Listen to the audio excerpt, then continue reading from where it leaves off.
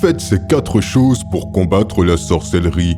Les faits qui vont suivre m'ont été rapportés par une de mes abonnées, voici son témoignage. Je suis une ancienne sorcière, je tenais à faire ce témoignage pour partager 4 choses que les gens peuvent faire pour lutter contre la sorcellerie. Tout d'abord, les cadeaux empoisonnés. Quand certains de mes clients venaient me voir pour que je lance un sortilège de pauvreté sur quelqu'un, il y avait une pratique que je leur indiquais pour cela.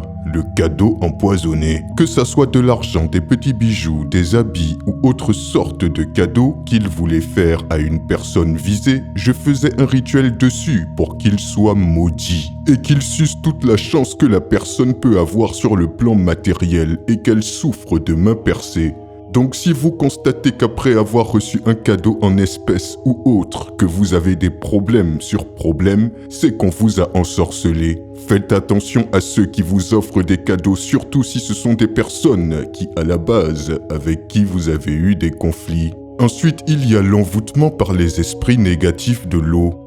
Dans le monde mystique de l'eau, il y a 2 types. Ceux qui sont positifs et qui apportent le bonheur et ceux qui sont négatifs qui apportent le malheur. Quand certains de mes clients venaient me voir pour que je jette un sort de malheur sur une personne, j'utilisais ces esprits négatifs.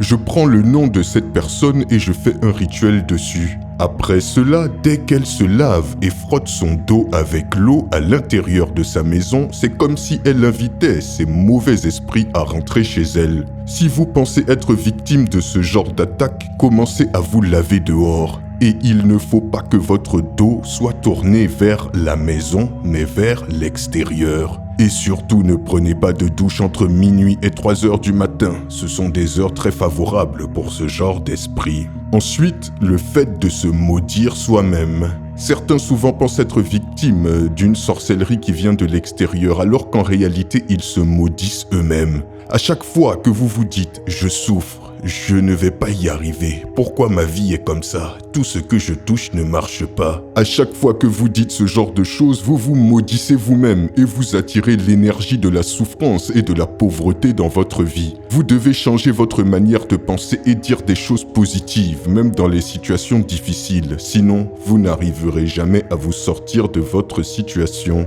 Puis, enfin, les rêves.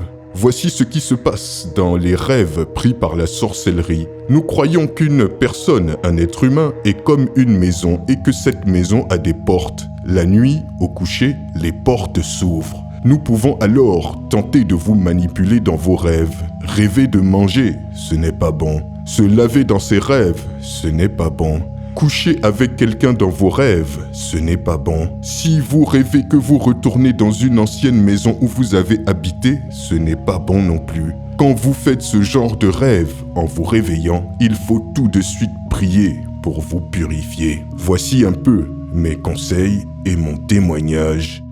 Mon compte Facebook est disponible à la vente. Pour tous ceux qui seraient intéressés, contactez-moi en inbox ou sur ce numéro WhatsApp en bas de l'écran. Pour ceux qui souhaitent continuer à me suivre, abonnez-vous à mon compte TikTok en cliquant sur le lien dans ma bio de la page Facebook. Quel témoignage intéressant! Dites-moi ce que vous en pensez dans les commentaires et je vous dis à très bientôt pour une nouvelle vidéo. C'était Takashi J, numéro 1 sur les histoires mystiques de l'Afrique.